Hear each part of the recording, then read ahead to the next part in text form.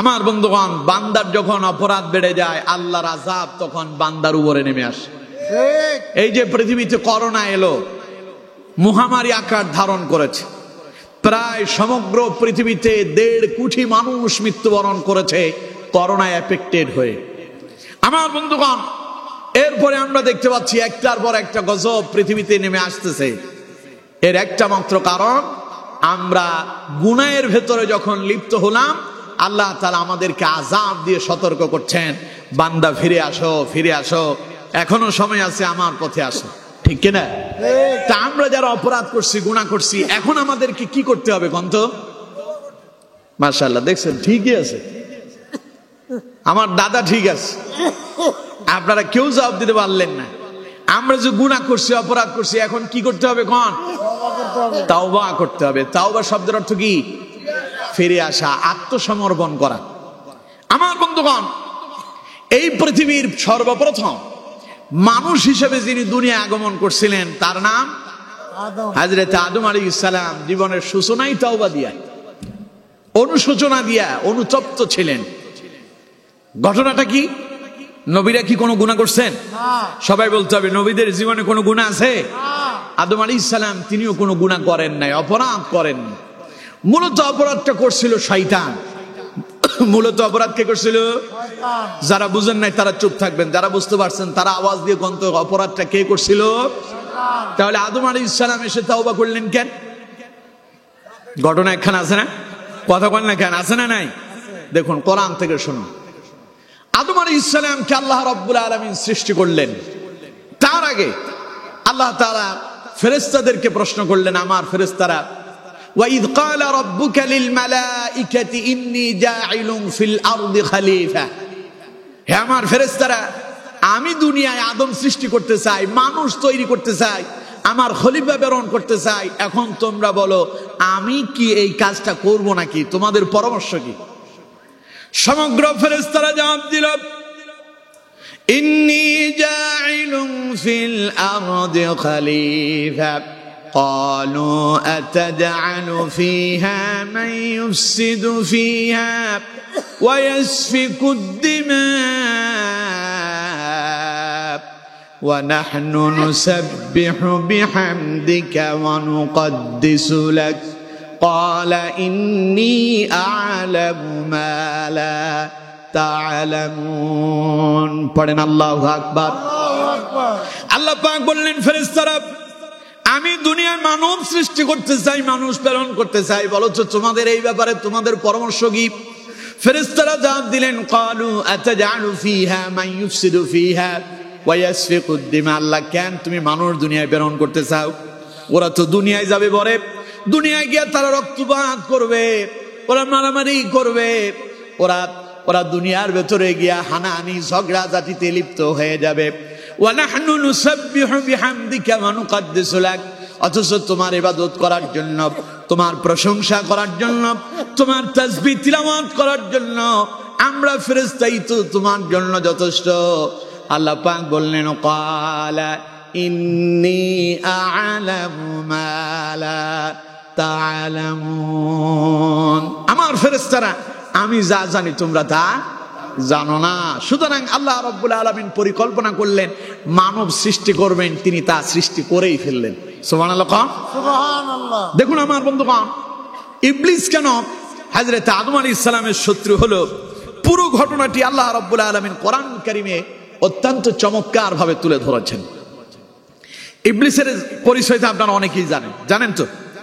ইবলিস ছিল মালায়েকাতুল মুকাররামা, সমস্ত ফেরেশতারা তার সর্দার মনে করত। এই ইতিহাস জানেন আপনারা? অনেকে হয়তো জানেন না। আচ্ছা, আমরা সামনের দিকে আগাতে আগাতে ইনশাআল্লাহ সব জানতে পারবো। বলেন ইনশাআল্লাহ, বলেন ইনশাআল্লাহ। আমার বন্ধুগণ, দেখুন আল্লাহ রাব্বুল আলামিন বলছেন, ওয়ালাকাদ খালাকনাকুম সুম্মা সাওয়ারনাকুম সুম্মা কুলনা লিল মালাইকাতি ইসজুদু লিআদম فسجدوا إلا إبليس لم يكن من الساجدين। পড়েন আল্লাহু আকবার। এইভাবে আওয়াজ ধরে রাখতে হবে। পারবো তো ইনশাআল্লাহ? আল্লাহ তাআলা কবুল করুন। আমার বন্ধুগণ দেখুন, আল্লাহ তাআলা ফেরেশতাদেরকে প্রশ্ন করলেন, আমার ফেরেশতারা, আমি মানব সৃষ্টি করতে চাই, তোমরা কি বলো? ফেরেশতারা বলল, আল্লাহ দরকার নাই, তোমার গোলামের জন্য তো আমরাই যথেষ্ট। কিন্তু আমার বন্ধুগণ, আল্লাহ রাব্বুল আলামিন বললেন না, আমি যেহেতু মানব সৃষ্টি করব, সিদ্ধান্ত নিয়েছি, তা আমি করেই ছাড়ব। আল্লাহ পাক বললেন, ওয়ালাকাদ খালাকানাকুম, আমি আদমকে সৃষ্টি করলাম, আমি মানুষ সৃষ্টি করলাম, শুধু সৃষ্টি করি নাই, সুম্মা সাওয়ারনাকুম, অত্যন্ত চমৎকার ভাবে, অত্যন্ত সৌন্দর্য দিয়া আমি আল্লাহ রাব্বুল আলামিন মানুষকে সৃষ্টি করেছি। পৃথিবীতে আল্লাহর যত সৃষ্টি আছে, সকল সৃষ্টির ভেতরে শ্রেষ্ঠ শ্রেষ্ঠ সৌন্দর্য দিয়ে আল্লাহ যাদেরকে তৈরি করছেন, তার নাম হলো মানুষ। সন্দেহ আছে আপনাদের? সবাই বলেন সন্দেহ আছে? দেখুন আপনার চেহারার দিকে তাকান, আল্লাহ কত সুন্দর করে আপনারে বানালেন। আমার বন্ধুগণ, মানুষ সব কিন্তু একই জাতি। চেহারার দিকে তাকায় দেখেন, আপনার মতো আরেকজন খুঁজে পাবেন না। অথচ আল্লাহ রাব্বুল আলামিন তামাম পৃথিবীতে কোটি কোটি মানুষ সৃষ্টি করেছেন। এই কোটি কোটি মানুষের ভেতরে একই রকম দুইজন মানুষ খুঁজে পাবেন না, একই আকৃতির দুইজন খুঁজে পাবেন না। আল্লাহ রাব্বুল আলামিন এত সুন্দর করে চমৎকার ভাবে তৈরি করেছেন। কোরআনুল কারীমে আল্লাহ পাক বলছেন, লাকাদ খালাকানাল ইনসানা ফি আহসানি তাকওয়িম। পড়েন আল্লাহু আকবার। আল্লাহ রাব্বুল আলামিন বলছেন, ও দুনিয়ার মানুষেরা শোনো, আমি আমার সৃষ্টির ভেতরে শ্রেষ্ঠ সৌন্দর্য দিয়া মানুষদেরকে তৈরি করেছি। আল্লাহ পাক বলেন, এত সুন্দর করে মানুষ বানালাম, এত সুন্দর করে আদমকে তৈরি করলাম। এরপরে যখন আদমকে আমি আল্লাহ পাক তৈরি করেই ফেলেছি, এবার আমি আমার ফেরেশতাদেরকে ডেকে বললাম, সুম্মা কুলনা লিল মালাইকাতি ইসজুদু লিআদম। হে আমার ফেরেশতারা, তোমরা সবাই আমার আদমকে সিজদা করো। সুবহানাল্লাহ, বাড়ি যায় বলেন সুবহানাল্লাহ। দেখুন, মানুষে আল্লাহ তাআলা এত শ্রেষ্ঠত্ব দিয়েছেন, ফেরেশতাদেরকে বললেন আদমকে সিজদা করো। আমার বন্ধুগণ, আল্লাহ রাব্বুল আলামিন আদেশ করার সঙ্গে সঙ্গে ফাসাজাদু, সমস্ত ফেরেশতারা সিজদায় নিয়োজিত হয়ে গেল, ইল্লা ইবলিস, একজন সিজদা দেয় নাই। তার নাম কি? আরো জোরে বলেন কি? লাম ইয়াকুম মিনাস সাজিদিন। সে সিজদা করা থেকে বিরত হলো, সে বঞ্চিত হলো, মাহরুম হলো। আমার বন্ধুগণ, এবার আপনাদেরকে প্রশ্ন করি, ইবলিস ছিল ফেরেশতাদের কি? নেতা। সরদার মানে কি? নেতা। ইবলিসের এক ঘটনা হলো, আল্লাহ রাব্বুল আলামিন এই দুনিয়াতে মানুষ প্রেরণ করার আগে জিন জাতিকে দিয়া এই পৃথিবীকে আবাদ করেছিলেন। জিন জাতিরা যখন এই দুনিয়া আসছিল, কিছুদিন তারা আল্লাহর গোলামি করছে, ফলে তাদের ভেতর থেকে আল্লাহ রাব্বুল আলামিন যাদেরকে খলিফা হিসেবে নিযুক্ত করলেন, দায়িত্ব দিয়া, নবুয়ত দিয়া প্রেরণ করছে, তারা নিজেরাও আল্লাহরে ভুলে গেল। সব জিন জাতিরা নিজেরা নিজেদের মতো করে আল্লাহর গোলামি বাদ দিয়ে তাগুতের অনুসরণ করতে লাগলো। ফলে আল্লাহ রাব্বুল আলামিন গোটা জিন জাতিকে ধ্বংস করে দিলেন। যখন আল্লাহ রাব্বুল আলামিন ফেরেশতা প্রেরণ করলেন, যাও সমগ্র জিন জাতিদেরকে ধ্বংস করে দাও, ফেরেশতারা এলো, সব জিনদেরকে ধ্বংস করবে। সেখানে সব জিনদেরকে যখন ধ্বংস করতে গেল, এই ইবলিস ব্যাটারে পেল। তখন ইবলিস খুব ছোট শিশু, অত্যন্ত সুন্দর চেহারা তার। এই সুন্দর চেহারার এই বালককে দেখে, এই জিনটারে দেখা ফেরেশতাদের খুব মায়া লাগলো। ফেরেশতারা বলল, আল্লাহ তুমি যদি অনুমতি দিতে, তাহলে আমরা তারে আসমানে গিয়া তারে লালন পালন করতাম। আল্লাহ তাআলা বলেন, আমি যা জানি তোমরা তা জানো না। আচ্ছা ঠিক আছে, যদি তোমরা তাই করতে চাও তাহলে ঠিক আছে, তোমরা তারে লালন পালন করো। আমার বন্ধুগণ, ইবলিসকে আসমানে নিয়ে আনা হলো, ফেরেশতারা তারে লালন পালন করতেছে, আর এইদিকে ইবলিস শুধু আল্লাহর গোলামিতে ব্যস্ত। ইবলিস যেখানেই যায় সেখানে আল্লাহর ইবাদত করে। আর আল্লাহ পাক যত ফেরেশতা তৈরি করেছেন, যাকে যে দায়িত্ব দিয়েছেন, ওই দায়িত্বের বাইরে গিয়া অন্য কোনো দায়িত্ব পালন করার ক্ষমতা কোনো ফেরেশতার নাই, ঠিক কিনা? নবী করিম সাল্লাল্লাহু আলাইহি সাল্লাম বলছেন, আমি যখন আসমানে গেলাম, আসমানে গিয়ে দেখতে পেলাম যে এত বেশি ফেরেশতা, আসমানে 4 আঙ্গুল জায়গা ফাঁকা নাই যে যেখানে ফেরেশতা নাই। সুবহানাল্লাহ কয় না কে? আরো জোরে পড়েন সুবহানাল্লাহ। গোটা আসমান ফেরেশতায় পরিপূর্ণ। নবী করিম সাল্লাল্লাহু আলাইহি সাল্লাম বলছেন, সেই আসমানে আমি দেখতে পেলাম কোন ফেরেশতা নামাজের সুরতি কিয়ামুল লাইল দাঁড়ায় দাঁড়ায় আল্লাহর ইবাদত করতেছে। আবার কাউকে দেখলাম রুকুর হালাতে পড়ে আল্লাহর গোলামি করতেছে, কাউকে দেখলাম সিজদায় আল্লাহর গোলামি করতেছে, কাউকে দেখেছি শুধু সুবহান আল্লাহর তাসবিহ পড়তেছেন, কেউ বা খালি আলহামদুলিল্লাহর তাসবিহ পড়তেছেন, কেউ বা পড়তেছেন আল্লাহু আকবারের তাসবিহ। নবীজি বলছেন, আমি দেখতে পেলাম কেউ বা শুধু তিলাওয়াত করতেছে, লা ইলাহা ইল্লাল্লাহ, লা ইলাহা ইল্লাল্লাহ, লা ইলাহা ইল্লাল্লাহ মুহাম্মাদুর রাসূলুল্লাহ। পড়েন সাল্লাল্লাহু আলাইহি ওয়াসাল্লাম। আমার বন্ধুগণ, নবীজি বলেন, যিনি সুবহানাল্লাহর তাসবিহ পড়তেছে তিনি আলহামদুলিল্লাহর তাসবিহ পড়েন না, যিনি আলহামদুলিল্লাহর তাসবিহ পড়তেছেন তিনি আল্লাহু আকবারের তাসবিহ পড়েন না, যিনি আল্লাহু আকবারের তাসবিহ পড়তেছেন তিনি লা ইলাহা ইল্লাল্লাহর তাসবিহ পড়েন না। অর্থাৎ যার যে দায়িত্ব দেওয়া হলো সেই তার সেই দায়িত্বই পালন করতেছে, আর অন্যদিকে ইবলিস শয়তান, তার কোনো দায়িত্ব, নির্দিষ্ট কোনো দায়িত্ব ছিল না। ইবলিস শয়তান যেখানেই মনে চায় সেখানেই যেতে পারতো, আর যেখানেই মনে চাইতো তার আল্লাহর প্রশংসা ইবাদত করতে পারত। ফলে तमाम পৃথিবীর এমন কোন জায়গা ছিল না যেখানে ইবলিস আল্লাহর জন্য সিজদায় অবনত হয় নাই। সুবহানাল্লাহ কোন? तमाम পৃথিবীর এমন কোন জায়গা নাই, সব জায়গায় সিজদা দিল ইবলিস। কিন্তু আমার বন্ধুগণ, এই ইবলিসের ইবাদত দেখে ফেরেশতারা ইবলিসের প্রতি এত খুশি হয়ে গেল, কারণ ফেরেশতার যার যে দায়িত্ব সেই দায়িত্ব থেকে অন্য দায়িত্ব পালন করার সুযোগ নাই।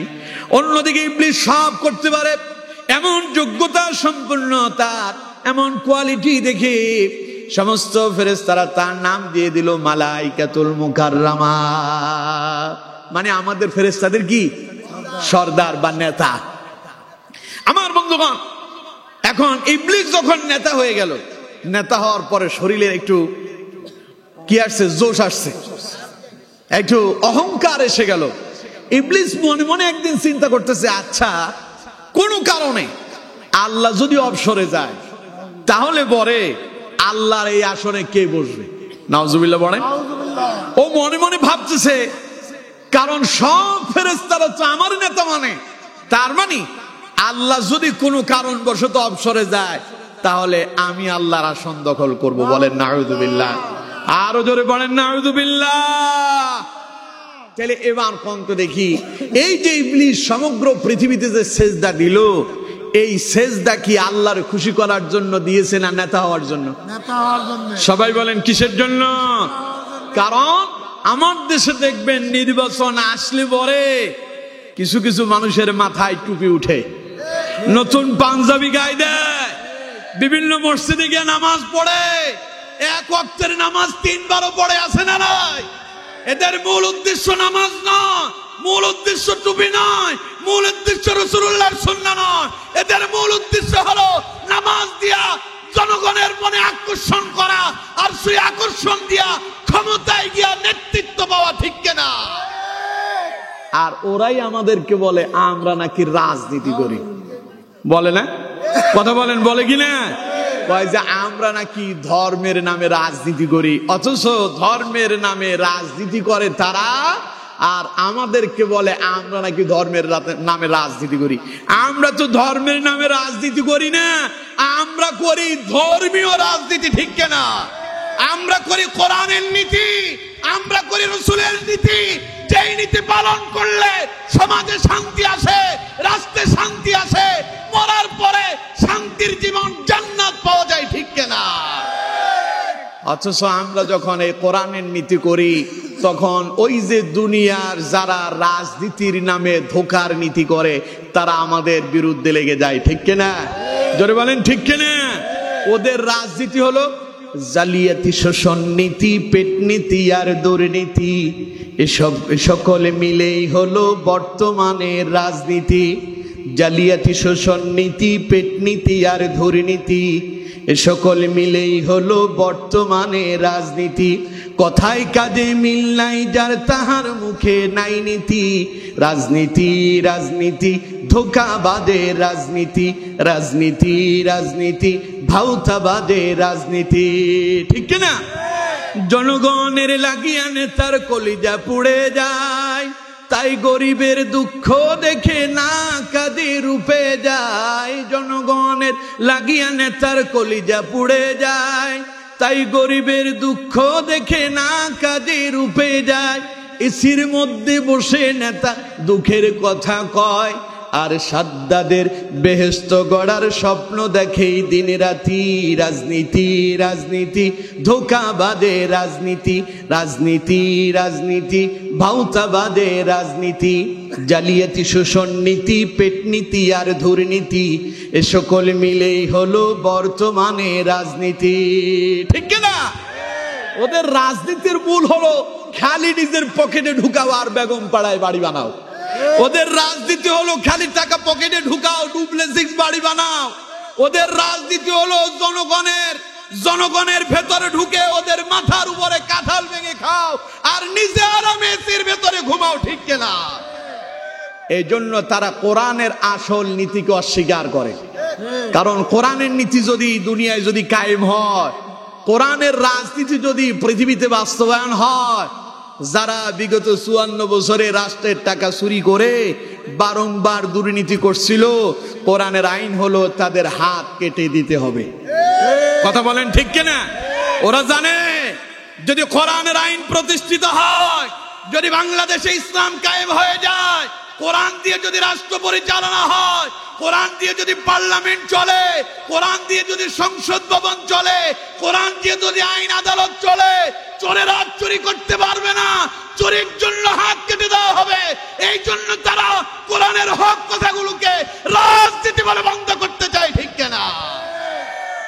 অথচ আমার বন্ধুগণ, ইবলিস শয়তানও এই কথা খুব ভালো জানতো। ইবলিস শয়তান মানুষের ওই ফেরেশতাদের ভেতরে ঢুইকা সমগ্র পৃথিবীতে সেজদা দেওয়ার মূল উদ্দেশ্য হচ্ছে তার মনের বড় খায়েশ সেই নেতা হবে।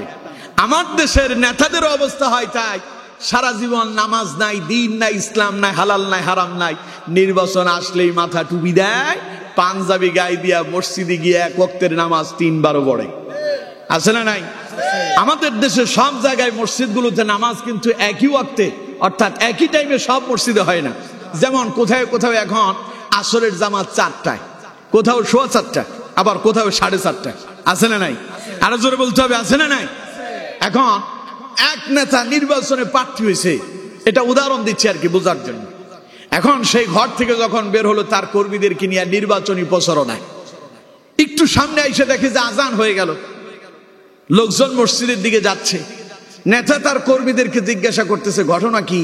এই লোকজন কই যায়? কই যে স্যার আজান হইছে না, নামাজ পড়তে যায়। তাইলে তাড়াতাড়ি চলো মসজিদের দিকে ঢোকো। সবাই মসজিদে গেছে। কেমনে উজু করে, কেমনে গোসল করে তা জানি না। সেখানে গিয়া বিনা উজুতে আল্লাহু আকবার নামাজ পড়ে খুব খুশি। নামাজ শেষে ইমাম সাহেবকে বললেন যে হুজুর আমার একটু কথা আছে। ইমাম সাহেব বললেন, বলেন কি বলতে চান। তখন সে বলতেছে, সম্মানিত মুসল্লিগণ, আপনাদের কাছে বিনীত আবেদন, আপনারা যারা মসজিদে আসছেন আপনারা তো ইসলাম অনুসরণ করেন, সুতরাং আগামীতে যেহেতু নির্বাচন, দেখে শুনে আপনারা নামাজি ব্যক্তিদেরকে নির্বাচিত করবেন। ঠিক কিনা? কথা কয় না? ঠিক কিনা? জনগণ চিন্তা করে, বাপরে বাপ, ও তো খুব ভালো মানুষ, নামাজ কালাম পড়ে। ঠিক আছে, দেখা যাক আগামী নির্বাচনে তারে কোনোভাবে বিজয় করা যায় নাকি। আরেকটু সামনে যখন এখান থেকে বেরোয়, আরেকটু সামনে গেল, গিয়া দেখে সেখানে 4:15 জামাত, লোকজন মসজিদে ঢুকতেছে। কর্মীদেরকে জিজ্ঞাসা করতেছে, কিরে এরা কই যায়? স্যার এরাও তো নামাজে যায়। কিসের নামাজ? আসরের নামাজ। ওইখানে একবার পড়ছি না, ওই যে এখানে 4:15 হয়, তাড়াতাড়ি ঢুক। নামাজ না পড়লে তো কাম সারছে, তাড়াতাড়ি মসজিদে ঢুকছে। মসজিদে ঢুকিয়া আবারও নামাজ আদায় করলো, নামাজ শেষে আগের মতোই বক্তব্য দিল। কয়বার হলো সবাই বলেন? কয়বার? নামাজ শেষ করে আবার সামনের দিকে এগিয়ে যাচ্ছে। আরেকটু সামনে এগিয়ে যাওয়ার পরে দেখেছে সেখানেও লোকজন মসজিদে ঢুকতেছে। নেতা জিজ্ঞাসা করতেছে, কর্মীরা ঘটনা কি, এরা কই যায়? স্যার এরাও তো আসল নামাজ পড়তে যায়। কিরে দুইবার পড়লাম, কি আবারও পড়া লাগবে নাকি? কয় যে স্যার এখানে 4:30টায় জামাত, তাড়াতাড়ি ঢুক, আজ ছক্কা আমি মারছি। নেতা আবার ঢুকলো, আবারও নামাজ আদায় করলো, আগের মতো বক্তব্য দিল। কম তো দেখি আসরের নামাজ কি দিনে 3 বার ফরজ না 1 বার ফরজ? আরো জোরে বলেন, 3 বার না 1 বার? বিগত জীবনে সারাদিনে একবারও আসরের নামাজ পড়ে নাই। নির্বাচন যখন আসলো 1 ওয়াক্তের নামাজ 3 বার পড়লো। এই যে নামাজ আদায় করছে ওটা আল্লাহরে খুশি করার জন্য নয়, জনগণকে খুশি কইরা জনগণের ভোট নিয়া তিনি নেতা হতে চান। আমার বন্ধুগণ, তারা যখন জনগণের ভোটে নির্বাচিত হয়, ওই নামাজি ওই নেতাই আবার কোরআনের মাহফিল হলে পরে বলে মাহফিলের অনুমতি নাই। ঠিক কিনা? 16 বছরে এগুলো আমরা খুব দেখছি। কথা বলেন না কেন? দেখেন না আপনারা? ছেলেবেলেরা, জিয়াপাড়ার এই ছেলেরা, ওরা গেল, ওরা একখান তাফসির মাহফিল করবে। কয় যে চেয়ারম্যানের কাছে যেতে হবে। চেয়ারম্যান সাহেবের কাছে গেলে চেয়ারম্যান সাহেব বলে যে তোমরা ডিসির কাছে যাও। ডিসির কাছে গেলে কয় এসপির কাছে যাও, মন্ত্রীর কাছে যাও, এমপির কাছে যাও, অনুমতি নাই। ছেলেবেলেরা হাঁটতে হাঁটতে পায়ের জুতার তলা ক্ষয় হয়ে যায়, কোরআনের মাহফিলের অনুমতি দেয় না। ঠিক কিনা? জোরে বলেন ঠিক কিনা? অথচ এই সেই নেতা যিনি প্রতিদিন নির্বাচনের সময় 1 ওয়াক্তের নামাজ 3 বার পড়ছিল। তার মানে তার মূল উদ্দেশ্য ছিল নেতা হওয়া। নেতা হওয়ার পরে এখন তার মূল উদ্দেশ্য কোরআনের মাহফিল বন্ধ করে দেওয়া। কথা বলেন ঠিক কিনা? সুতরাং ইবলিসেরও খায়েশ হয়েছে। তাই ইবলিস খুব সেজদা দিতেছে। কোন তো দেখি সেজদার মূল উদ্দেশ্য? কথা কয় না, সেজদার মূল উদ্দেশ্য নেতা হওয়া। দেখুন একটু সামনে আগালেই বুঝতে পারবেন। আমার বন্ধুগণ, ইবলিস যখন সেজদা দিল না, আল্লাহ রাব্বুল আলামিন ইবলিসকে প্রশ্ন করলেন, قال ما منعك ألا تسجد إذ أمرتك। কিরে ইবলিস কি হইছে তোর? তুই না দুনিয়াতে অনেক সেজদা দিলি, আজ আমি আল্লাহ তোরে অর্ডার দিলাম, আমার আইন কেন অমান্য করলি? কে তোরে আমার সেজদা দিতে, আমার আদেশ অমান্য করতে বাধ্য করলো? কে? কিসের কারণে তুই আমার সেজদা দিলি না, আমার আইন মানলি না? এর কারণ কি? ইবলিস তখন জবাব দিচ্ছে, ক্বালা আনা খায়রুম মিনহু খালাকতানি মিন নারিন ওয়া খালাকতাহু মিন তিন। ইবলিসকে আল্লাহ আমি কি এমনি এমনি কাম করছি? ক্বালা আনা খায়রুম মিনহু, আমি না বড় নেতা, আমার না অনেক পাওয়ার, ফেরেশতারা আমারে নেতা মানে? নেতা কি করে আবার কর্মীর কাছে মাথা নত করে? নাউজুবিল্লাহ বলেন না? নাউজুবিল্লাহ। ইবলিস কয় ক্বালা আনা খায়রুম মিনহু, আমি তো বড় নেতা, আমি উত্তম, আমি মর্যাদার দিক দিয়ে অনেক উপরে। আল্লাহ কয় কেমনে? কয় খালাকতানি মিন নার, তুমি আমারে আগুন দিয়ে বানাইছো, ওয়া খালাকতাহু মিন তিন, আদমরে মাটি দিয়ে সৃষ্টি করছো। সুতরাং আমি কি করে মাটির কাছে, আগুন কি করে মাটির কাছে মাথা নত করে? আগুন তো সব সময় উপরের দিকে উঠতে থাকে, সুতরাং আমি মাথা নত করব না। নাউজুবিল্লাহ বলেন। তার মানে অহংকার আসছে। কি আসছে? অহংকার। মোল্লারা মসজিদে ইমামতি করুক, কোনো বাধা নাই। মোল্লারা মাদ্রাসায় শিক্ষকতা করুক, কোনো বাধা নাই। মোল্লারা দোয়া মুনাজাত করুক, বাধা নাই। মোল্লারা মিলাদ মাহফিল করুক, বাধা নাই।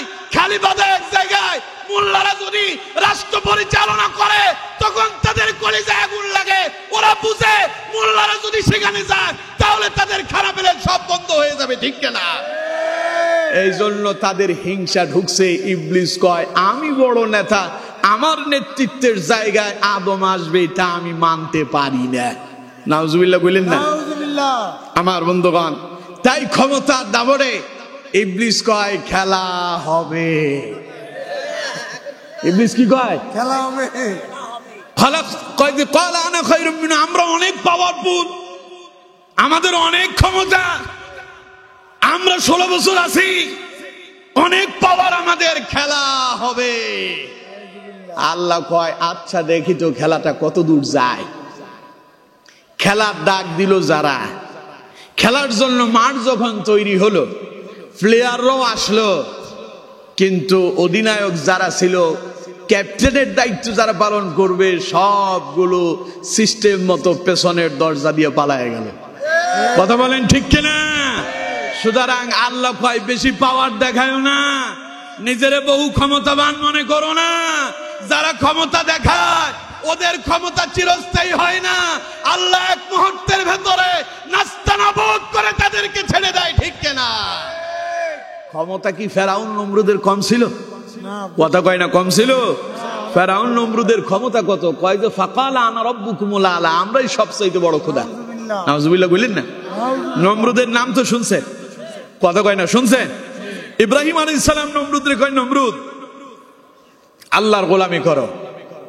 নমরুদ কয় ফাকালা আনা রাব্বুকুমুল আলা, আমি তো জানি আমি বড় খোদা, আবার আমার উপরে খোদা এলো কোত্থেকে? নাউজুবিল্লাহ বলেন। এখন ইব্রাহিম আলাইহিস সালাম তার রব সম্পর্কে বিভিন্ন উদ্ধৃতি পেশ করলেন, দলিল আদিল্লা দিলেন। নমরুদ কয় তাইলে তো এই যখন আমার উপরে তার পাওয়ার, তাইলে তারে আর আমার উপরে থাকতে দেব না, তারে হত্যা করব। নাউজুবিল্লাহ বলেন।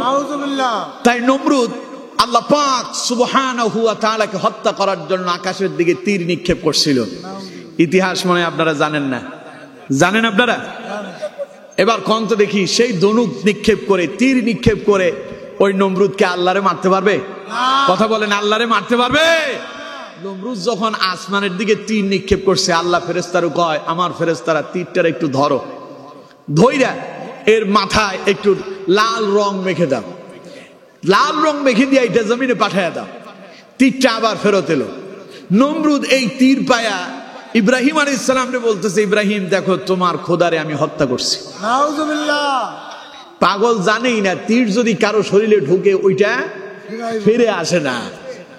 আল্লাহ কয় পাগল, তোর বহু ক্ষমতা না? ইব্রাহিম আলাইহিস সালাম কয় আল্লাহ এটা কোনো কথা হইল? এই জালেমের যন্ত্রণা আমি বাঁচি না, তুমি আবার ধনুকের মাথায়, তীরের মাথায় রক্ত লাগাইয়া দিয়া, লাল রং মেখে দিয়া ওর সঙ্গে আমার এত বিশাল এক খেলা জমায়া দিলা। আল্লাহ কয় খেলা হবে। ও যখন খেলতে চায় একটু খেলাটা সামনে এগিয়ে যাক না, দেখি কত দূর যেতে পারে। এই যখন খেলা শুরু হয়ে গেল, আল্লাহ রাব্বুল আলামিন বললেন যে ওরে দুনিয়া থেকে শেষ করার জন্য আমার বিশাল কোনো বাহিনীর দরকার নাই। আল্লাহ কিছু মশা বেরন করছে। কি পাঠাইছে গন্ধ? ওই মশার ভেতরে একেবারে দুর্বল একটা মশা দিয়া আল্লাহ নমরুদরে শেষ করছিল। ওই মশাটার মনে হয় খুব পাওয়ার ছিল, কয়েক মন ওজন হবে, কয়েক কেজি হবে। কি মশা? ল্যাংড়া মশা, মানে মাজুর, চলতে পারে না, প্রতিবন্ধী, ঠিক মতো উঠতে পারে না, উঠলে বসতে পারে না, বসলে উঠতে পারে না, এমন একটা দুর্বল মশা আল্লাহ ঢুকাই দিছে নমরুদের নাক দিয়া। মশার মতো চরম শত্রু পৃথিবীতে আর একটাও নাই। বাঘের ভয়ে আপনি কি খাঁচায় ঢুকেন? কথা কয় না, বাঘের ভয়ে খাঁচা ঢুকেন? বাঘ একটা ধরতে পারলে ওইটারে সিস্টেম করে মানুষ খাঁচায় ঢুকায়। আর প্রতিদিন মশার ভয়ে আমরা সবাই খাঁচায় ঢুকে যাই, ঠিক কিনা? সেই খাঁচায় ঢুকে আবার মোবাইলের ফ্ল্যাশ লাইট জ্বালায় ভালো করে দেখে ভেতরে কোনো মশা আছে নাকি। কারণ একটা যদি কোনোভাবে খাঁচার ভেতরে ঢুকতে পারে, সারা রাতের ঘুম হারাম হয়ে যাবে। এইরকম মশা একটা ঢুকে পড়ছে, আপনি যখন খুঁজে দেখলেন তারে খুঁজে পেলেন না। এখন আপনি রাত্রে ঘুমাতে গিয়ে গভীর ঘুমে আচ্ছন্ন, আপনি নাক টান দিয়ে ঘুমাচ্ছেন, মনে হয় যেন ট্রাকের হরেন বাজতেছে।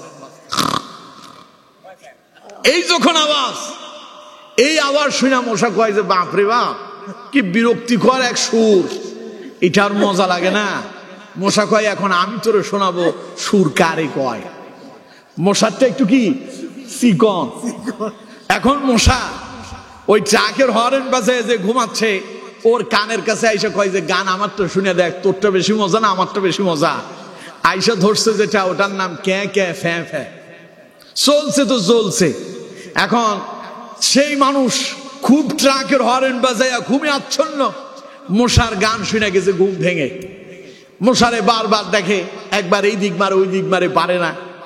কিছুক্ষণ পরে উঠলো, আবার ফ্ল্যাশ লাইট জ্বালায় পুরো মশারি খুঁজে দেখে মশা গেল কই, এলো কোত্থেকে, মশার খুঁজেই পাওয়া যায় না। মশা আত্মরক্ষার্থে সে আবার গোপনে আত্মগোপন করছে। কিছুক্ষণ পরে সেই যখন আবার ঘুমায় পড়ছে, মশা আবার আসছে, আইসা আবার গান ধরছে। মশার গান এত বিরক্তিকর, যতক্ষণ ওই মশা মারতে না পারবেন সারা রাতের ঘুম হারাম হবে, ঠিক কিনা? মশা যখন আবার কানের কাছে এসে ক্যাঁ ক্যাঁ ফ্যাঁ ফ্যাঁ শুরু করছে, করা যায় কি? ও চিন্তা করতেছে মশা যেন কোনোভাবে টের না পায়, হাতটারে আগে থেকে আস্তে আস্তে সেট করতেছে, কানের কাছে আইনা মারবিনি একটা। এমন জোরে এক থাপ্পড় মারছে, থাপ্পড়ে কানের পর্দা ফেটে গেছে, মশা বেটা উড়ে চলে গেছে। এবার কোন তো দেখি, এই মশা যদি আপনারে এত যন্ত্রণা দেয়, কানের কাছে এসে গান শোনালে যদি এত বিরক্তি লাগে, এইরকম একটা মশা যদি নাকের ভিতর দিয়ে ঢুইকা যদি ব্রেনটে যায় ওই গান ধরে, তাহলে অবস্থা ভালো না খারাপ? আরো জোরে বলেন, ভালো না খারাপ? সেই একখান মশা ঢুকে গেল নমরুদের নাকের ভেতরে। সেই মশা নমরুদের নাকে দিয়া ঢুইকা ব্রেনটির ভিতরে গিয়া গান বাজানো শুরু করছে। নমরুদের মাথার যন্ত্রণা শুরু হয়ে গেল। নমরুদ বলে, মাথা আমার শেষ হয়ে যায়, জীবন আমার চলে যায়, ব্যথা সহ্য করতে পারি না। তার নেতা কর্মীদেরকে, সৈন্য সেনাদেরকে ডেকে বলল, কে কোথায় আছো? আমার মাথা টিপে দাও, মাথা চেপে দাও, মাথার যন্ত্রণায় আর আমি টিকতে পারি না। সৈন্যরা এলো, নমরুদের মাথারে চাপ দেয়, টিপ দেয়, ঘুষি মারে, লাথি মারে, কাম হয় না। আল্লাহ কয়, কিরে? ফেরেশতারা কয়, আল্লাহ এই শয়তানরে মারতে এত কিছু লাগে? আল্লাহ কয়, ওরে এমনি ছাড়বো না, ওরা খেলতে চাইলো, ওরে এমন খেলা দেখাবো, মারতে মারতে আল্লাহ রব্বুল আলামিন নমরুদের সৈন্য সেনা দিয়া ওর মাথাটার রুটির মতো সেপ্টা বানায় ফেলছে। এরপরেও শয়তান মরে না, এরপরেও শয়তান মরে না। আল্লাহ কয়, এত তাড়াতাড়ি মারবো না, ওরে কায়দা কানুন করে মারবো। 16 বছর মানুষের উপরে নির্যাতন করলো, আলেমদেরকে জেলখানায় বন্দী করলো, কোরআনের পাখি আল্লামা সাইদিকে হত্যা করলো, অসংখ্য আলেমদেরকে মিথ্যা মামলা দিয়া জেলখানায় বন্দী করে নির্যাতন নিপীড়ন করলো। এরপরে আল্লাহ যখন ধরলেন, দেশ থেকে পালায় গেল। এখন আবার বলে খুব কাছাকাছি আসি, শর্ট করে ঢুকে যাব। আল্লাহ কয়, আমিও চাই সিস্টেম মতো আয়, নমরুদের মতো তোরেও পিটায়া রুটির মতো তোর মাথা সেপ্টা বানায় দিব, ঠিক না? আল্লাহ কয়, আমি আল্লাহ ধরি না, ধরলে কিন্তু ইন্না বাতশা রাব্বিকা লাশাদীদ, আল্লাহর ধরা বড় শক্ত ধরা। সুতরাং আমার বন্ধুগণ, ইবলিস কয়, আমার তো অনেক পাওয়ার, ক্বালা আনা খায়রুম মিনহু, আমি তো ওর চাইতে উত্তম, এই জন্য ওরে সিজদা করি নাই। আমার দেশের ওই শয়তানেরা আলেমদের জনপ্রিয়তা দেখে ওদের মাথা খারাপ হয়ে গেছে, না জানি আলেমরা আমাদের উপরে চলে যায় নাকি, এই জন্য তারা আলেমদেরকে ধরে ধরে জেলখানায় বন্দী করছিল, ঠিক কিনা?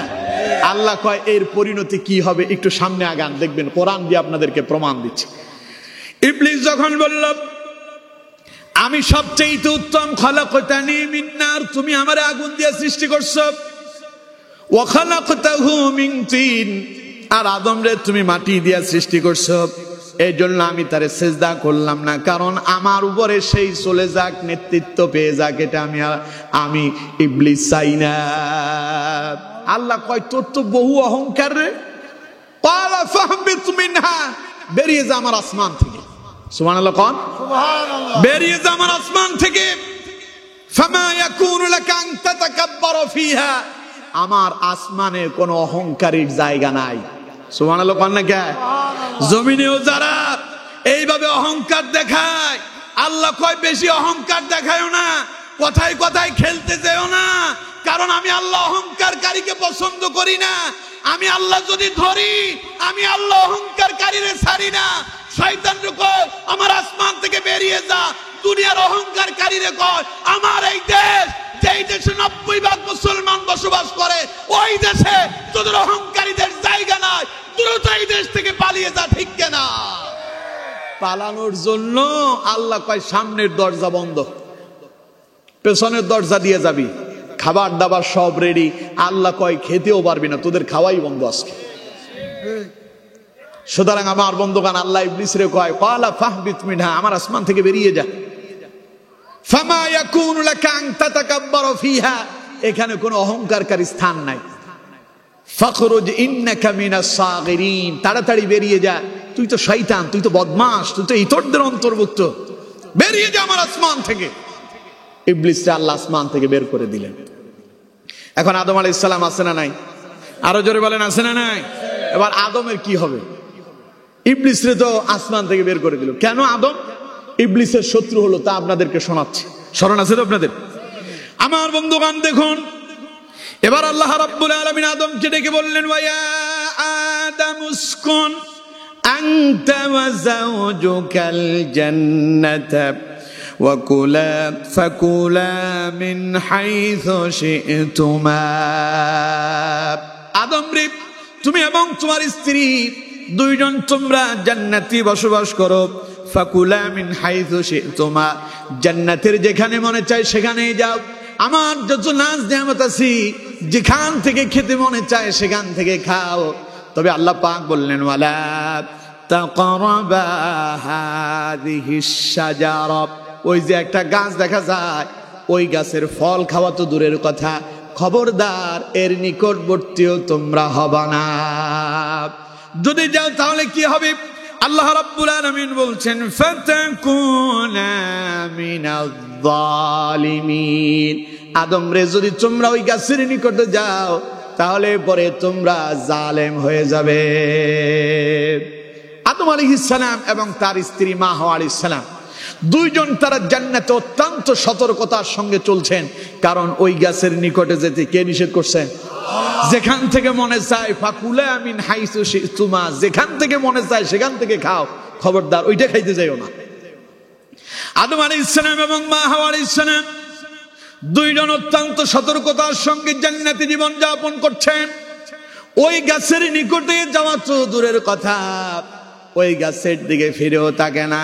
কিন্তু ইবলিস কয়, আদম রে, তোর কারণে আমি আসমান থেকে বিতাড়িত হয়েছি, সুতরাং আমি তোমার জান্নাতে থাকতে দেব না। আমি থাকবো দুনিয়ায়, তুমি থাকবা জান্নাতে। যেই করেই হোক আমি তোমার জান্নাত থেকে বের করেই ছাড়বো। বলেন নাউযুবিল্লাহ।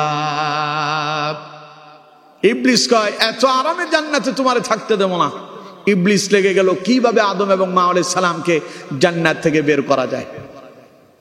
আমার বন্ধুগণ, কোরআনুল কারীমে আল্লাহ পাক সুন্দরভাবে চমৎকারভাবে তুলে ধরেছেন, ফাওয়াসওয়াসা লাহুমাশ শাইতানু লিইউবদিয়া লাহুমা মা যুরিয়া আনহুমা মিন সাওআতিহিমা। ইবলিস তাদের দুইজনকে অসসা দিতে লাগলো, কুমন্ত্রণা দিতে লাগলো। কেন দিতে লাগলো? লিইউবদিয়া লাহুমা মা যুরিয়া আনহুমা মিন সাওআতিহিমা। আল্লাহ তাআলা আদম এবং মা হাওয়া আলাইহিস সালামকে যে জান্নাতি পোশাক পরিধান করালেন, ইবলিস ওয়াসওয়াসা দিতেছে কিভাবে সেই জান্নাতি পোশাক খুলে তাদেরকে উলঙ্গ করা যায়। বলেন নাউযুবিল্লাহ। আরো জোরে বলেন নাউযুবিল্লাহ। এই দেশের জালেমদেরকে দেখেন নাই? আমাদের ওই যে সত্য রফিকুল ইসলাম মাদানীকে যখন গ্রেফতার করা হলো, আলেমদের কাছে কোনো রিভলভার পাওয়া যায় নাই, বোমা পাওয়া যায় নাই, আলেমদের কাছে কোনো অস্ত্র পাওয়া যায় নাই। বলে আলেমদেরকে তারা বিভিন্ন ভাবে নারীর কলঙ্ক দিয়া, জেনার কলঙ্ক দিয়া আলেমদেরকে তারা জেলখানায় বন্দী করেছিল। ঠিক কিনা? কথা বলেন ঠিক কিনা? তার মানে কিভাবে আলেমদেরকে উলঙ্গ করা যায় তারা সেটাই করেছিল। ও রফিকুল ইসলাম মাদানী বলছিল যে আমাকে জেলখানাতে যখন নিয়ে যাওয়া হলো, আমাকে বের করে এনে রাস্তায় গভীর রাতে একজন মহিলার সঙ্গে দাঁড় করায় দিয়া আমার ডাইরেক্ট তারা উলঙ্গ করেছিল। নাউজুবিল্লাহ পড়েন। রফিকুল ইসলাম মাদানী তখন আল্লাহর দরবারে চোখের পানি ছেড়ে দিয়া কান্না করছিলেন আর বলছিলেন, আল্লাহ, যেই হারুন আমাকে বন্দী করে আমাকে উলঙ্গ করলো, তোমার দরবারে আমি বিচার দিলাম, আল্লাহ তুমি তার উলঙ্গ করে ছেড়ে দিও।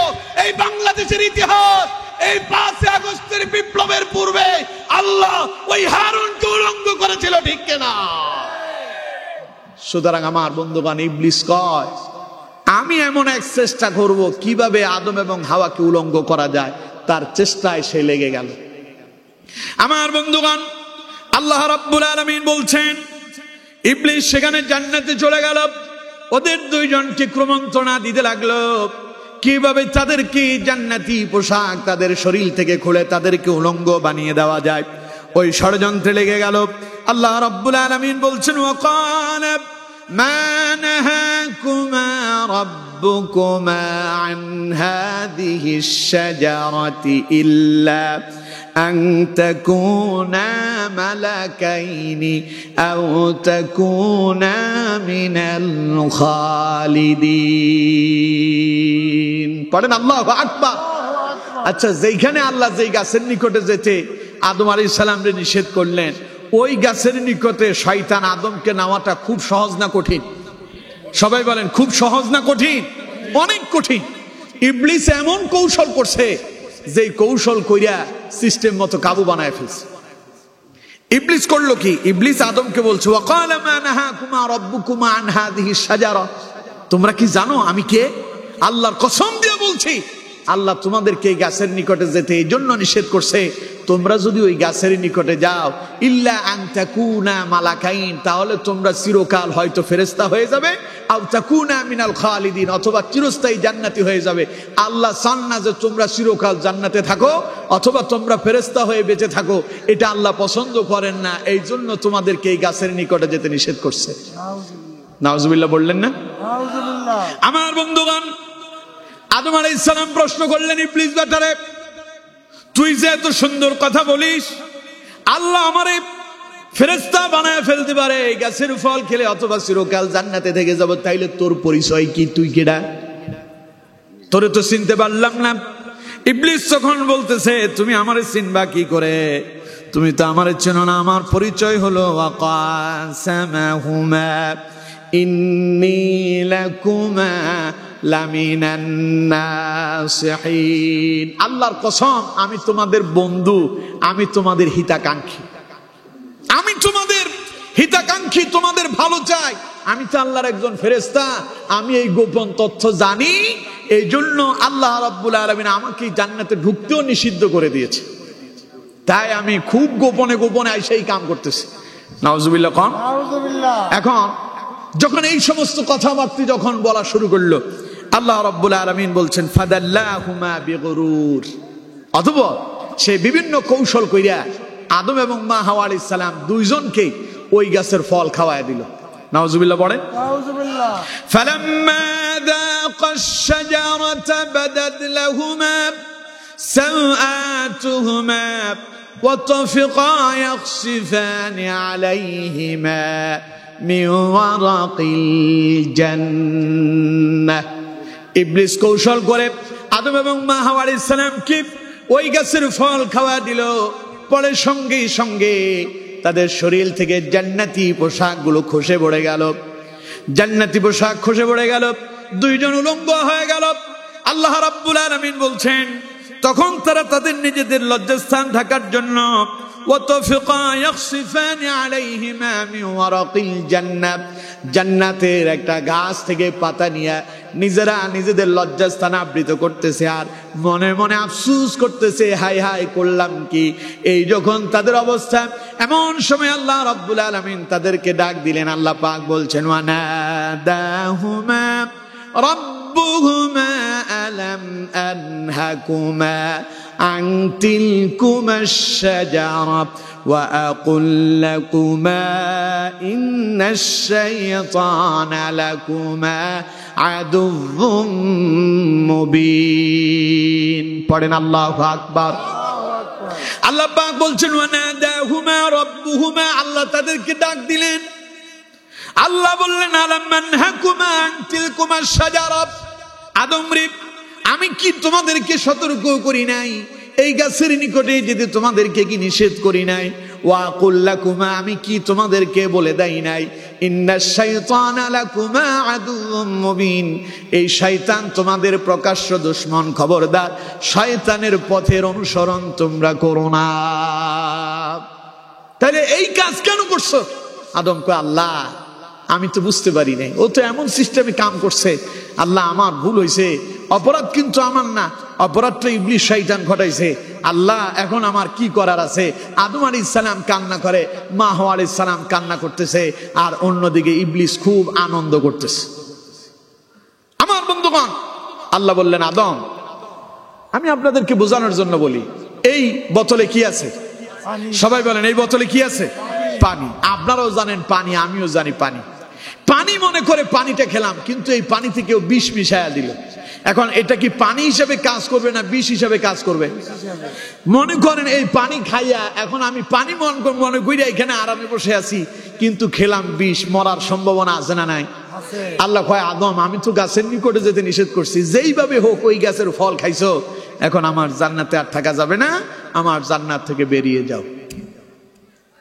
আল্লাহ তাআলা ইবলিসকে বললেন তুইও বেরিয়ে যা। ইবলিস কয় আমি এমনি এমনি যাব না। আল্লাহ কয় কেন যাবি না? ইবলিস কয় আমি যে তোমার দীর্ঘদিন তোমার সিজদা দিয়েছি, আমি যে তোমার গোলামি করছি, তার কিছু পাওনা তো আমার আছে, সেই পাওনা সেই প্রতিদান আমারে দিতে হবে। আল্লাহ পাক বললেন কি চাস তুই? ইবলিস বলল ক্বালা আনযিরনি ইলা ইয়াউমি ইউবআসুন। ইবলিস কয় আমারে তোমাকে কিয়ামত পর্যন্ত, আমি যে তোমার সিজদা করছি বিনিময় কিয়ামত পর্যন্ত আমারে হায়াত দিতে হবে। কতদিন পর্যন্ত? সবাই বলেন কতদিন পর্যন্ত? আল্লাহ কয় ক্বালা ইন্নাকা মিনাল মুনযারিন, যা তোর কিয়ামত পর্যন্ত হায়াত দিলে কি হবে, যা দিয়ে দিলাম। ইবলিস এখন হায়াত পায়া গান ধরছে, তারে নারে বন্ধুরে কোম্বা কাটে উন্দুরে, খুব খুশিতে গান ধরছে। আল্লাহ কয় কিরে ইবলিস তুই এত খুশি কে? ইবলিস কয় আল্লাহ তুমি তো জানো না আমার যে কিয়ামত পর্যন্ত হায়াত দিছো, এখন আমার কামটা কি? আল্লাহ কয় কাম কি? ইবলিস এবার বলতেছে, ইবলিস বলতেছে قال فبما أغويتني لأقعدن لهم صراطك المستقيم। ও আল্লাহ তুমি যে আমারে প্রতিবষ্ট করলা, আমার যে বঞ্চিত করে দিলা, এখন আমার কাজ হলো কিয়ামত পর্যন্ত তুমি যে আমার হায়াত দিয়েছো, এই কিয়ামত পর্যন্ত আমি তোমার সরল পথে, তোমার বান্দারা যখন তোমার ইবাদতের দিকে যাবে, জান্নাতের দিকে যেতে চাইবে, আমি সেখানে বাধা দিয়ে দেব। বলেন নাউযুবিল্লাহ। আরো জোরে কোন নাউযুবিল্লাহ। আল্লাহ কয় কেমনে দিবি? ও কয় সুম্মা লাআতিয়ান্নাহুম মিন বাইনি আইদিহিম ওয়া মিন খালফিহিম ওয়া আন আইমানিহিম ওয়া আন শামাইলিহিম ওয়া লা তাজিদু আকসারাহুম শাকিরিন। আল্লাহ কয় আল্লাহ, ইবলিস কয় আল্লাহ আমি এইভাবে বাধা দেব, ওদেরকে আমি সামনের দিক থেকে এসে তাদেরকে আমি কুমন্ত্রণা দেব, বাধা দেব, পেছন দিক থেকে বাধা দেব, ডান দিক থেকে বাধা বাধা দেব, বাম দিক থেকে বাধা দেব, অর্থাৎ চতুর্দিক থেকে আমি তাদেরকে পাকড়াও করব, যাতে করে তারা তোমার গোলামিতে নিমজ্জিত হতে না পারে। বলেন নাউযুবিল্লাহ। তাহলে আজকে যারা কোরআনের বিরোধিতা করছে, এদেরকে মূলত কোরআন থেকে যে বাধাগ্রস্ত দিয়া ওদেরকে আবদ্ধ করে রাখছে, ওর নাম কথা কয় না, ওর নাম। যারা নামাজের দিকে যান, ফজরের ওয়াক্ত হয়ে যায়, যোহর যায়, আসর যায়, মসজিদের দিকে যান না, ইবলিস কয় যাইস না, সামনে দিয়ে ইবলিস দাঁড়ায় যায়। ইবলিস কয় অনেক সময় আছে, এই সপ্তাহ না আগামী সপ্তাহ থেকে পড়িসনি, যোহর না আসর থেকে পড়িস, আজকের ফজর বাদ দে, আগামীকাল যোহর থেকে পড়িসনি। এইভাবে করে করে সামনের দিকে গিয়ে আপনারে বাধা দিয়া আপনাকে নামাজ থেকে দূরে সরাইয়া দিচ্ছে, ঠিক কিনা? ইবলিস আপনার পেছনে লাগছে। আপনি যখন যান কোরআনের দিকে, কোরআনের মাহফিল শুনতে, ইবলিস পেছন দিক দিয়ে আপনার ধরে কয় ওই দিক যাস কেন? আপনার আরেক বন্ধুরে কয় তাড়াতাড়ি ওর কাছে যা, দুইজন মিলে চায়ের দোকানে বসে কিছু চা খেয়ে নে, একটু পরে যাইসনি। অর্থাৎ ইবলিস পেছন দিক দিয়ে ঢুকছে, ঢুইকা আপনি সামনের দিকে যান, ও পেছন দিক দিয়ে টেনে আপনার চায়ের দোকানে নিয়ে যায়। এই ঘটনা কে ঘটাচ্ছে? জোরে বলেন কে? ইবলিস কয় আল্লাহ আমি তোমার বান্দাদেরকে সুম্মা লাআতিয়ান্নাহুম মিন বাইনি আইদিহিম ওয়া মিন খালফিহিম ওয়া আন আইমানিহিম ওয়া আন শামাইলিহিম, সামনের দিক থেকে, পেছনের দিক থেকে, ডান দিক থেকে, বাম দিক থেকে, চতুর্দিক থেকে আমি তাদেরকে বাধাগ্রস্ত করব। বলে তোমার বান্দাদের অবস্থা হবে ওয়ালা তাজিদু আকসারাহুম শাকিরিন, তোমার অসংখ্য বান্দাদেরকে তুমি পাবে অকৃতজ্ঞ, তারা নামাজ পড়বে না, কোরআন পড়বে না, দ্বীন মানবে না, ইসলাম মানবে না, ওদেরকে আমি ভালো কাজে বাধা দেব, নেক কাজ থেকে তারা সরে যাবে, ওরা গুনাহের কাজে লিপ্ত হয়ে যাবে। বলেন নাউযুবিল্লাহ। ইবলিস এগুলো পায়া খুব খুশি, আল্লাহর সঙ্গে তর্ক করতেছে। আদম এবং মা হাওয়া আলাইহিস সালাম দুইজন কান্না করতেছেন। দুইজন কি করতেছেন? সবাই বলেন কি করতেছে? কান্না। কারণ অপরাধটা কে করছিল? ইবলিস। অপরাধ কে করছে? ইবলিস। বন্ধু সেজে আসছে, আইসা সিস্টেম করে ওই গন্ধম ফল খাওয়ায় দিয়া দুইজনরে এখন অপরাধী বানায় দিল। অপরাধ মূলত তারা করে নাই, অপরাধ করছিল ইবলিস। এখন আদম আলাইহিস সালাম কয়, আল্লাহ আমি তো ইচ্ছাকৃত এই ঘটনা ঘটাই নাই, এখন তুমি যে আমারে জান্নাত থেকে বের করবা, এই জান্নাতে আমার আর ফিরে আসার কোনো সুযোগ আছে নাকি? আল্লাহ কয়, সুযোগ একখানা আছে। সুবহানাল্লাহ কোন, আরো জোরে কোন সুবহানাল্লাহ। হযরত আদম আলাইহিস সালাম বললেন, আল্লাহ সেটা কি সুযোগ? আল্লাহ পাক বলেন, এখন তোমার দুনিয়া জান্নাত থেকে দুনিয়ায় পাঠায়া দিলাম, ওই দুনিয়ায় গিয়া যদি এই জান্নাতের এই ভুলের জন্য, জান্নাতের এই শয়তানের ওয়াসওয়াসার জন্য যদি আমার কাছে তাওবা করে আমার কাছ থেকে যদি ক্ষমা নিতে পারো, আমি আল্লাহ তোমার পুরনো বাড়ি, তোমার সেই জান্নাত আবার তোমারে আমি আল্লাহ ফিরাইয়া দেব। আদম আলাইহিস সালাম আমাদের কি বাবা? আদম আলাইহিস সালাম আমাদের কি বাবা? সবাই বলেন আমাদের কি বাবা, আদি পিতা, তারে দিয়ে আমাদের শুরু। সুতরাং কোন তো দেখি, আদমের বাড়ি যদি জান্নাত হয়, তাইলে আমাদের বাপের বাড়ি কোথায়? জান্নাতে। সবাই বলেন আমাদের বাপের বাড়ি কোথায়? সেখান থেকে আমাদেরকে বের করছে কে? শয়তানে। কে বের করছে? সুতরাং ওই শয়তান আমাদেরকে জান্নাত থেকে বের করেছে, ওই শয়তানের পদঙ্ক অনুসরণ করা যাবে না। আমাদেরকে আবার আমাদের বাবার বাড়ি ফিরে যেতে হবে। ওই বাবার বাড়ি ফিরে যাওয়ার জন্য শয়তানের পদঙ্ক অনুসরণ না করে আল্লাহর গোলামি করতে করতে যদি সামনে এগিয়ে যেতে পারি, আল্লাহর জান্নাত, পুরনো বাপের বাড়ি আবার ফেরত পেতে পারি। ঠিক কিনা? কেমনে পাবেন? আল্লাহ কয়, ওয়াসারিউ ইলা মাগফিরাতিম মির রাব্বিকুম ওয়া জান্নাতিন আরদুহাস সামাওয়াতি ওয়াল আরদ। আল্লাহ পাক বলছেন, আমার বান্দা দৌড়াও দৌড়াও দৌড়াও। আমরা বললাম, আল্লাহ কোথায় দৌড়াবো? আল্লাহ পাক বলেন, ইলা মাগফিরাতিম মির রাব্বিকুম, রবের ক্ষমার দিকে দৌড়াও। কারণ আমরা এমন একজন নাই যে জীবনে অপরাধ করি নাই। আল্লাহ কয়, এখন দৌড়াও, অপরাধের জন্য আল্লাহর কাছে ক্ষমা চেয়ে নাও। আমরা বললাম, আল্লাহ কেন দৌড়াতে হবে? আল্লাহ পাক বলেন, সময় খুবই কম, যে কোনো মুহূর্তেই মালাকুল মউত আসতেই পারে। আজরাইল তোমার সন্নিকটে আসবে, এখান থেকে উঠে বাড়ি পর্যন্ত যেতে পারবেন এমন কোন গ্যারান্টি আছে নাকি?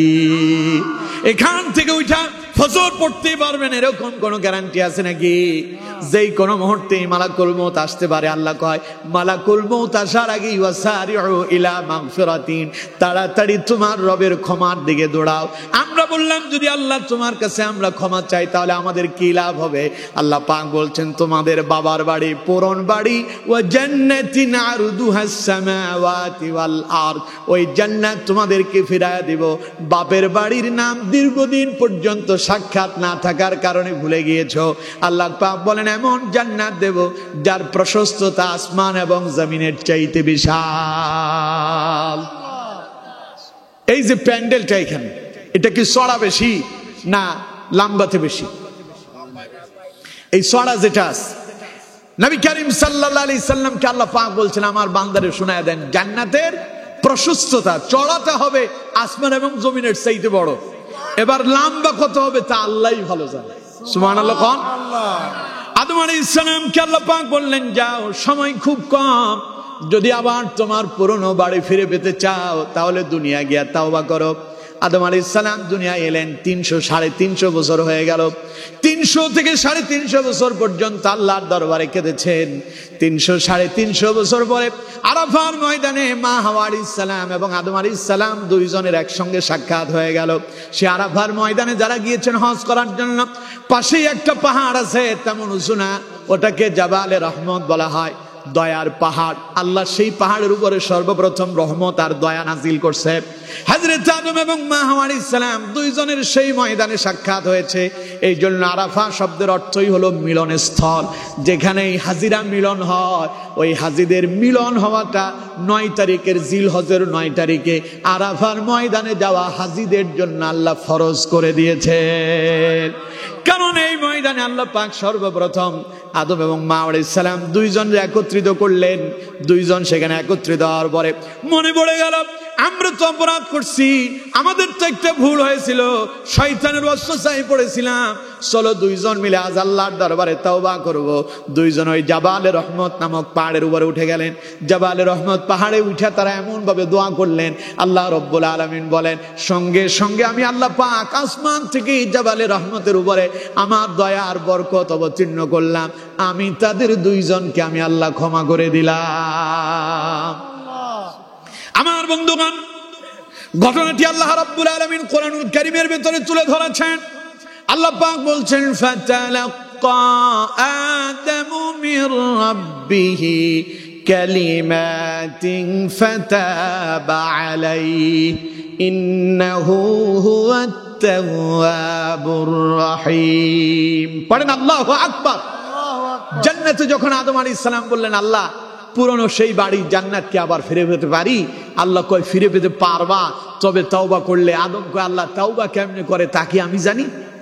আল্লাহ কয়, আমি আদমরে কিছু বাক্য শিখাইয়া দিলাম। কি শিখাইয়া দিলাম? ফাতালাক্কা আদামু মির রাব্বিহি কালিমাতিন ফাতাবা আলাইহি।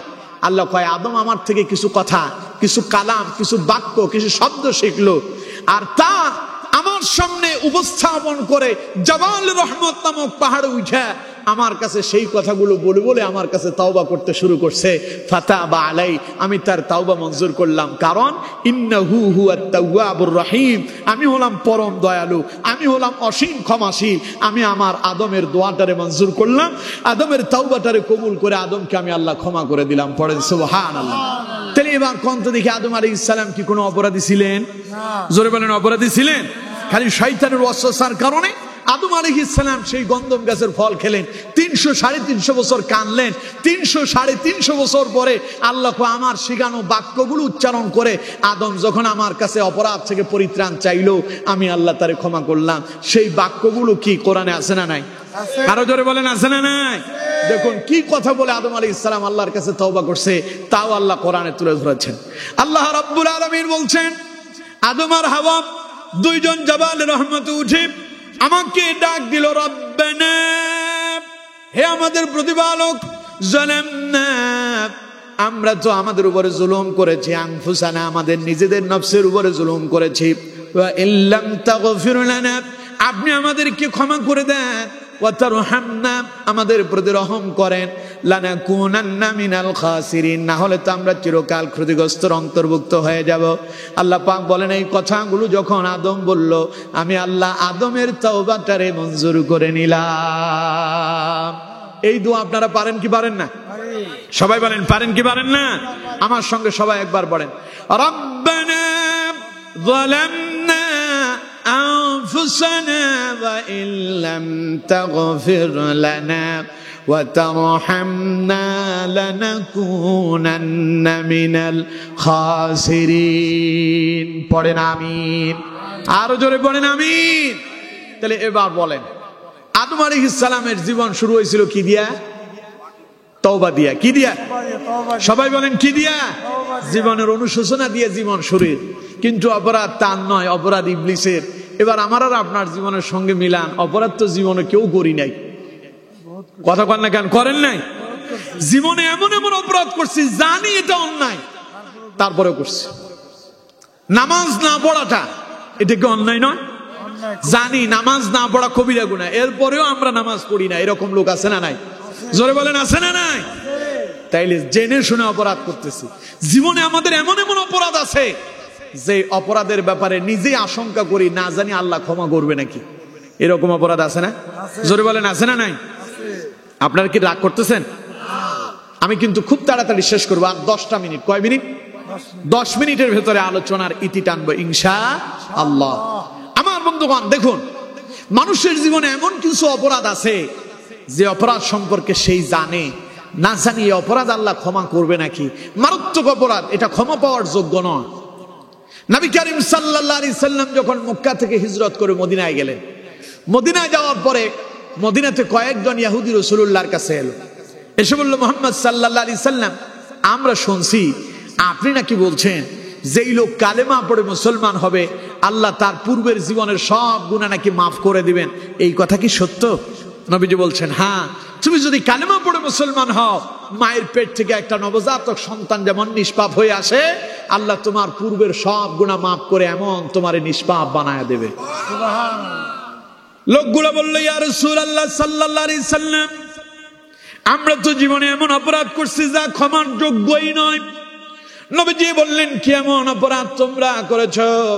ওই লোকগুলো বলল, ইয়া রাসূলুল্লাহ সাল্লাল্লাহু আলাইহি সাল্লাম, আমরা অন্যায়ভাবে মানুষ হত্যা করেছি, আমরা মানুষ হত্যা করেছি, জিনা করেছি, ব্যভিচার করেছি, মদ জুয়ার সঙ্গে আমরা মিশে গিয়েছি। এখন কি আপনি বলেন নাকি আমরা যদি কালেমা পড়ে মুসলমান হই তাহলে কি আল্লাহ আমাদেরকে ক্ষমা করবে নাকি? নবীজি চুপ করে আছেন, কারণ নবী নিজের মন গড়া কোনো কথা বলেন না। নবী যা বলেন সব কার কথা। নবীজি অপেক্ষা করতেছেন আল্লাহর পক্ষ থেকে কি ওহী আসে। মুহূর্তের ভেতরে জিবরাইল অবতীর্ণ হয়ে গেল। জিবরাইল নবীকে শোনায় দিলেন, ও নবী, আপনি তাদেরকে শোনায় দেন, কুল ইয়া ইবাদিয়াল্লাযীনা আসরাফু আলা আনফুসিহিম লা তাকনাতু মির রাহমাতিল্লাহ ইন্নাল্লাহা ইয়াগফিরুয যুনুবা জামিআ ইন্নাহু হুয়াল গফুরুর রহিম। পড়েন আল্লাহু আকবার। আল্লাহ পাক বলছেন, নবী কুল, আপনি বলুন, ইয়া ইবাদিয়াল্লাযীনা আসরাফু আলা আনফুসিহিম, আমার বান্দাদেরকে বলে দেন, তারা কি তাদের নিজেদের নফসের উপর জুলুম করছে নাকি? ওরা কি অনেক গুনাহ করছে নাকি? ওরা কি অনেক অপরাধ করেছে নাকি?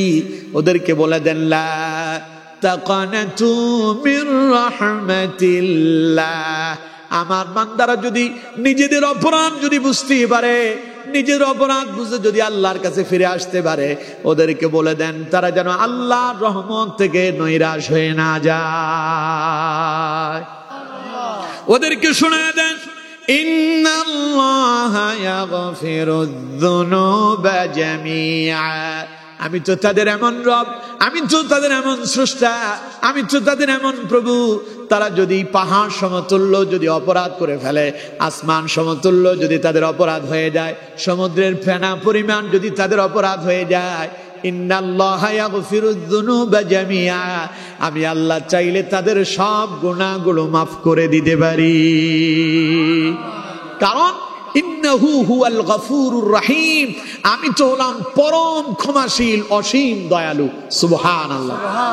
আপনি যে অপরাধ করছেন, নামাজ পড়েন নাই, গান শুনছেন, সিনেমা দেখেছেন, জিনা করছেন, ব্যভিচার করছেন, অন্যায় করছেন, অপরাধ করছেন, অশ্লীলতা ব্যয়পনায় নিমজ্জিত ছিলেন, এখন বুঝতে পারছেন এটা আপনার অপরাধ।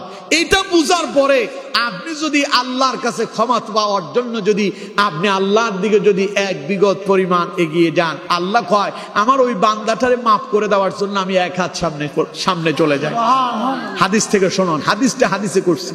নবী করিম সাল্লাল্লাহু আলাইহি সাল্লাম বলছেন, قال الله عز وجل, আল্লাহ পাক বলেন, ইযা তাকাররাবা আবদি মিন্নি শিবরান তাকাররাবতু মিনহু যিরাআ, আল্লাহ পাক বলেন আমার কোন বান্দা যদি অন্যায় করে, অপরাধ করে, গুনাহ করে, ব্যভিচার করছে, নামাজ ছেড়ে দিয়েছে, সুদ খেয়েছে, ঘুষ খেয়েছে, অন্যায় অপরাধমূলক কাজ করছে, যখনই বুঝতেই পারছে এটা অপরাধ, এটা থেকে ফিরে আসার জন্য যদি তাওবা করার জন্য আমার কোন বান্দা যদি এক বিগত সামনে এগিয়ে যায়, আল্লাহ পাক বলেন ইযা তাকাররাবা আবদি মিন্নি শিবরান তাকাররাবতু মিনহু যিরাআ, বান্দা যদি এক বিগত এগিয়ে যায়, আমি আল্লাহ আমার বান্দাটারে কাছে পাওয়ার জন্য, ক্ষমা করে দেওয়ার জন্য আমি আল্লাহ এক হাত সামনে চলে যাই। এক বিগত বুঝেন? এই যে বৃদ্ধা আঙ্গুলি এবং কনিষ্ঠ আঙ্গুলি দুইটারে টান টান করলে এটার এক বিগত, এটার কি বলে? এক বিগত। আল্লাহ রাব্বুল আলামিন বলছেন আমার কোন বান্দা যদি ক্ষমা পাওয়ার জন্য এরকম এক বিগত যায়, আমি আল্লাহ তার কাছে পাওয়ার জন্য এক হাত সামনে যাই। সুবহানাল্লাহ। ওয়া ইযা তাকাররাবা মিন্নি যিরাআন তাকাররাবতু মিনহু বা'আন আও বুআ, বান্দা যদি অপরাধ থেকে মুক্তি পাওয়ার জন্য, তাওবা করার জন্য যদি আমার দিকে এক হাত সামনে এগিয়ে আসে, আমি আল্লাহ আমার বান্দাকে ক্ষমা করে দেওয়ার জন্য আমি আল্লাহ দুই হাত সামনে চলে যাই। ওয়াইদা আতানি ইয়ামশি আতাইতুহু হারওয়ালাতান। আল্লাহ পাক বলেন, আমার কোন বান্দা যদি অপরাধ করার পরে আমার কাছে ক্ষমা পাওয়ার জন্য হেঁটে হেঁটে যদি সামনে এগিয়ে আসে, আমি আল্লাহ আমার বান্দাটার কাছে পাওয়ার জন্য দৌড়ায়া বান্দার কাছে চলে যাই। এবার বলেন তো দেখি, জীবনে তো অপরাধ কেউ করি নাই, করেন নাই? অপরাধ করছেন না? কারা কারা হাত তোলেন, করেন নাই? তাহলে এবার বলেন এখন কি করতে হবে? সবাই বলতে হবে কি করতে হবে? তাওবা করতে হবে। তাওবা যদি করতে পারেন, আল্লাহ কয় তুই তাওবা করার জন্য এক হাত সামনে আসলে আমি দুই হাত আসবো, তুই এক বিগত গেলে আমি এক হাত আসবো, তুই হেঁটে হেঁটে আসলে আমি আল্লাহ তোরে ক্ষমা করার জন্য দৌড়ায়া তোর কাছে চলে আসবো। সুবহানাল্লাহ। সুতরাং আমার বন্ধুগণ, এইরকম সুবর্ণ সুযোগ পৃথিবীতে আর কেউ দেবে না কাউকে, শুধুমাত্র আল্লাহই দিয়েছেন। অপরাধ করছো, গোপনে গোপনে চোখের পানি ছেড়ে আমার কাছে কাঁদো, আমি আল্লাহ তোমার ক্ষমা করার জন্য প্রস্তুত আছি। সুতরাং আমার বন্ধুগণ, অপরাধ করি নাই আমরা এমন কেউ নাই। এখন আমাদের কাজ, আমরা আল্লাহর কাছে তওবা করব। আল্লাহর কাছে তওবা করার জন্য আল্লাহ তাআলা দোয়াও শিখিয়ে দিচ্ছেন। আদম যেইভাবে আমার কাছে তওবা করছে, রব্বানা যালামনা আনফুসানা ওয়া ইল্লাম তাগফির লানা ওয়া তারহামনা লানাকুনান্না মিনাল খাসিরিন। আমার বান্দা এইভাবে আমার কাছে তওবা করো, আমি আল্লাহ তোমারও ক্ষমা করে দেব। সুতরাং আমার বন্ধুগণ, আজ থেকে আগে যারা অপরাধ করছি, সিনেমা দেখছি, গান বাজনা শুনছি, অশ্লীলতা ব্যয়াপনাপূর্ণ কাজ করছি, এগুলো আর করব? সবাই বলেন করব? আজকের ফজরের নামাজ পড়বেন না? কারা কারা হাত তোলেন? পড়বেন সবাই ইনশাআল্লাহ। আল্লাহ তাআলা আমাদের প্রত্যেককে কবুল করেন, পড়েন আমিন।